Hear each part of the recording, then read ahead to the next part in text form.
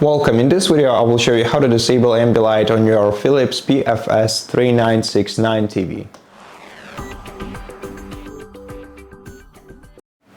To disable Ambilight on your TV, you're gonna have to navigate to the gear icon from the home screen of your TV to open settings, and then in settings navigate down to Ambilight tab.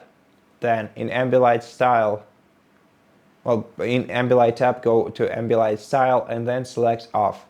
After selecting off, you will completely disable Ambilight on your TV. So whenever you want to turn it back on, just select a different Ambilight style in this menu. And that's how you do it. So thank you so much for watching this video. If you liked it, please consider subscribing to our channel, leave us a like in the comment below, and I'll see you in the next one.